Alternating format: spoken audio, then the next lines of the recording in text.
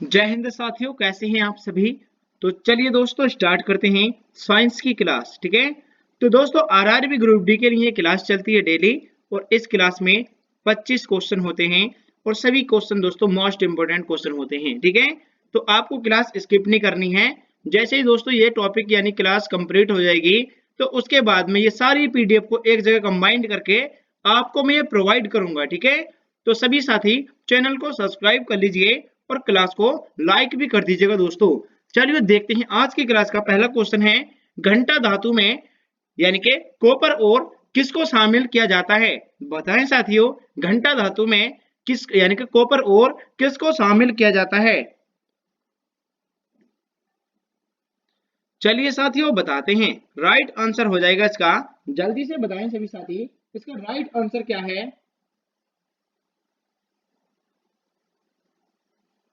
एक minute wait कर लीजिएगा बस थोड़ा सा, आप तब तक इसका उत्तर बताइएगा।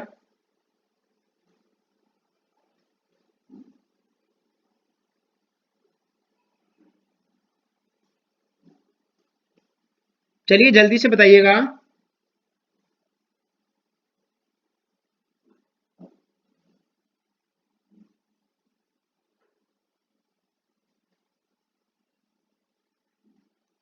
चलिए दोस्तों इसका राइट आंसर हो जाएगा यानी कि घंटा धातु में कॉपर और किसको शामिल किया जाता है।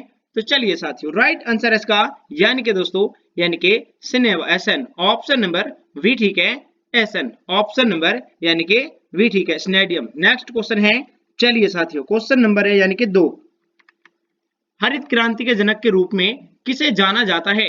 बताएं साथियों किसको जाना जाता है। हरित क्रांति के जनक के रूप में किसे जाना जाता है। चलिए दोस्तों बताते हैं, हरित क्रांति के जनक के रूप में किसे जाना जाता है। तो चलिए साथियों उसका राइट आंसर हो जाएगा यानी कि डॉक्टर SN यानी कि NE वॉरलॉग। ठीक है, नॉर्मन वॉरलॉग। नेक्स्ट क्वेश्चन है, चलिए साथियों क्वेश्चन नंबर 3 देखते हैं,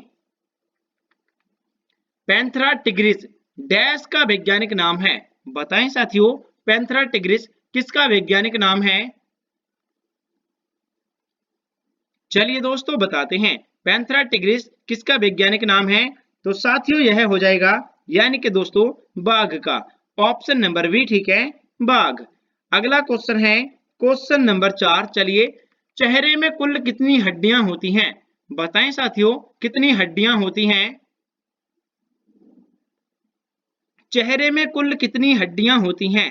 तो दोस्तों इसमें हड्डियां होती हैं 14, ऑप्शन नंबर सी। ठीक है, 14। चलिए नेक्स्ट क्वेश्चन है क्वेश्चन नंबर 5, हेलोफाइट्स पौधे किसमें विकसित होते हैं। बताएं साथियों किसमें विकसित होते हैं। हेलोफाइट्स पौधे किसमें विकसित होते हैं।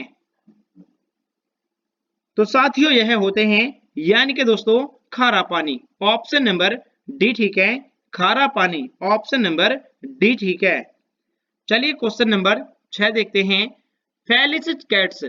फेलिस कैट्स डैश का वैज्ञानिक नाम है। बताएं साथियों यहां पर डैश लगा है, थोड़ा सा स्किप हो गया है। ठीक है, चलिए इसको मैं थोड़ा ठीक कर लेता हूं। चलिए साथियों फेलिस कैट्स किसका वैज्ञानिक नाम है। बताएं साथियों किसका वैज्ञानिक नाम है। तो दोस्तों यह होता है यानी कि बिल्ली का होता है। ठीक है, बिल्ली का होता है। क्वेश्चन नंबर है 7। चलिए देखते हैं क्वेश्चन नंबर 7 है, निम्नलिखित में से निमोनिया का मानव शरीर के कौन से अंग पर प्रभाव पड़ता है। बताएं साथियों कौन से अंग पर प्रभाव पड़ता है। तो दोस्तों यह पड़ता है यानी कि फेफड़े पर। ठीक है, फेफड़े पर, ऑप्शन नंबर बी। ठीक है, फेफड़े पर पड़ता है। चलिए क्वेश्चन नंबर 8 देखते हैं, मेंडेल को किस रूप में जाना जाता है। बताएं साथियों किस रूप में जाना जाता है। चलिए दोस्तों राइट आंसर हो जाएगा इसका, जेनेटिक्स के पिता के रूप में जाना जाता है, ऑप्शन नंबर सी। ठीक है, जेनेटिक्स के पिता के रूप में जाना जाता है।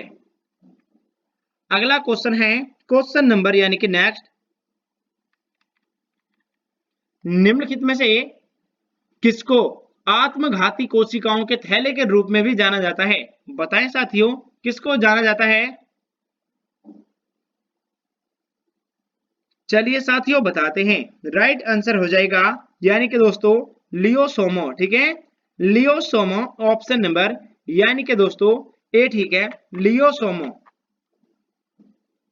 चलिए क्वेश्चन नंबर 10। क्वेश्चन नंबर 10 देखते हैं। मानव शरीर की सबसे बड़ी ग्रंथि कौन सी है? बताएं साथियों कौन सी है?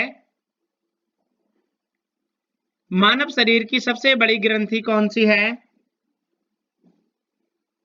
तो साथियों यह हो जाएगी ऑप्शन नंबर यानी कि जिगर, ऑप्शन नंबर डी ठीक है, जिगर। क्वेश्चन नंबर 11 है। दूर संचार के किस प्रकार की तरंगों का उपयोग किया जाता है? दूर संचार के लिए किस प्रकार की तरंगों का उपयोग किया जाता है? तो दोस्तों यह किया जाता है यानी कि साथियों राइट आंसर हो जाएगा इसका ऑप्शन नंबर माइक्रो तरंग, ठीक है, माइक्रो तरंग ऑप्शन नंबर डी ठीक है। चलिए नेक्स्ट क्वेश्चन है क्वेश्चन नंबर 12। बिजली उत्पन्न करने वाला डायनेमो वास्तव में किसके रूप में कार्य करता है? बताएं साथियों किसके रूप में कार्य करता है? चलिए दोस्तों बताते हैं। इसका राइट आंसर हो जाएगा ऑप्शन नंबर यानी कि दोस्तों ऊर्जा के परिवर्तक रूप में कार्य करता है, ठीक है, ऑप्शन नंबर सी ठीक है। चलिए क्वेश्चन नंबर 13 है। टेलीविजन प्रसारण में ऑडियो सिग्नल संचारित करने के लिए किस तकनीकी का इस्तेमाल होता है? बताएं साथियों किस तकनीकी का इस्तेमाल होता है? चलिए दोस्तों राइट आंसर हो जाएगा इसका यानी कि आवृत्ति मॉड्यूलेशन, आवृत्ति मॉड्यूलेशन का उपयोग होता है, ठीक है, आवृत्ति मॉड्यूलेशन का उपयोग होता है। चलिए साथियों अगला क्वेश्चन है क्वेश्चन नंबर 14। पौधों में स्फटिक, पौधों में स्फटिक संश्लेषण किस भाग में होता है? बताएं साथियों किस भाग में होता है? चलिए दोस्तों बताते हैं। राइट आंसर हो जाएगा इसका ऑप्शन नंबर यानी कि दोस्तों पत्तियां, ठीक है, राइट आंसर इसका पत्तियां, ऑप्शन नंबर बी ठीक है, पत्तियां। चलिए क्वेश्चन नंबर 15 है। कीड़ों से प्रसारित होने वाले रोग किस रूप में जाने जाते हैं? कीड़ों से प्रसारित होने वाले रोग किस रूप में जाने जाते हैं? चलिए दोस्तों राइट आंसर हो जाएगा इसका ऑप्शन नंबर वी ठीक है, वेक्टर। चलिए अगला क्वेश्चन है क्वेश्चन नंबर 16। निम्नलिखित में से क्या कैल्शियम का इलेक्ट्रॉन विन्यास है? बताएं साथियों कैल्शियम का इलेक्ट्रॉन विन्यास निम्नलिखित में से कौन सा है? चलिए दोस्तों बताते हैं। इसका राइट आंसर हो जाएगा यानी कि 2882, ऑप्शन नंबर डी ठीक है।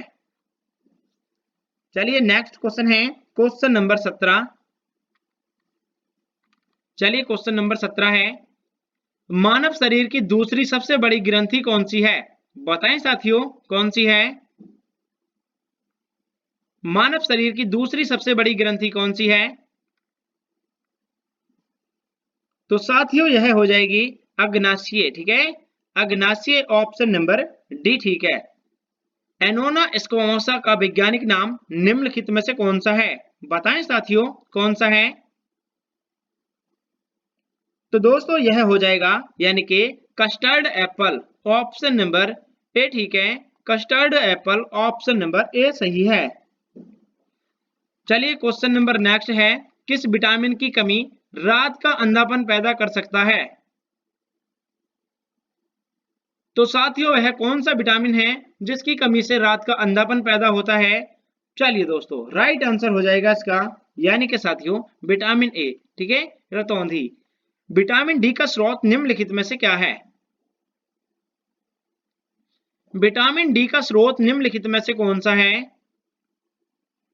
तो साथियों यह हो जाएगा सूरज की किरणें, ऑप्शन नंबर वी ठीक है, सूरज की किरणें ऑप्शन नंबर वी ठीक है। चलिए क्वेश्चन नंबर नेक्स्ट है। खमीर किसका एक उदाहरण है? बताएं साथियों किसका एक उदाहरण है? खमीर किसका एक उदाहरण है? चलिए साथियों बताते हैं। राइट आंसर हो जाएगा इसका, जल्दी से बताएं सभी साथी, ऑप्शन नंबर यानी कि दोस्तों वायरस, ऑप्शन नंबर सी ठीक है, वायरस। चलिए नेक्स्ट क्वेश्चन है क्वेश्चन नंबर यानी कि 22। क्वेश्चन नंबर 22 है, जल में घुलनशील विटामिन है, बताएं साथियों जल में घुलनशील विटामिन कौन से हैं। चलिए साथियों बताते हैं। राइट आंसर हो जाएगा इसका ऑप्शन नंबर, जल्दी से बताएं सभी साथी, जल में घुलनशील विटामिन है यानी कि vitamin C. Vitamin C option number, जल्दी से सॉरी, हाँ विटामिन सी, यानी कि दोस्तों जल में घुलनशील विटामिन होते हैं, ये होते हैं vitamin C, option number B ठीक है। चलिए क्वेश्चन नंबर नेक्स्ट है क्वेश्चन नंबर 23 और 24। चलिए विटामिन सी निम्नलिखित में से किस तत्व के अवशोषण में सहायता करता है। तो साथियों विटामिन सी निम्नलिखित में से किस तत्व के अवशोषण में सहायता करता है। तो साथियों यह करता है यानी कि आयरन के, ऑप्शन नंबर ए ठीक है, आयरन के, ऑप्शन नंबर ए सही है। क्वेश्चन नंबर 24 है, निम्नलिखित में से कौन सा हार्मोन पाचन रस के उत्पादन के लिए आग्नेय को उत्तेजित करता है। तो साथियों यह हो जाएगा कौन सा हार्मोन है, ऑप्शन नंबर यानी कि दोस्तों सेक्रेटिन, ऑप्शन नंबर सेक्रेटिन यानी कि सी ठीक है, ऑप्शन नंबर सेक्रेटिन। चलिए आज की क्लास का अंतिम क्वेश्चन है, चलिए साथियों देखते हैं, यहाँ पर क्वेश्चन भी काफी लंबा है, चलिए देख लेते हैं इसको, ठीक है आज की क्लास का। चलिए सूची 1 को सूची 2 से मिलाइएगा। तो चलिए इसको सूची 1 को 2 से मिलाते हैं। तो बात की गई है एक तरफ दोस्तों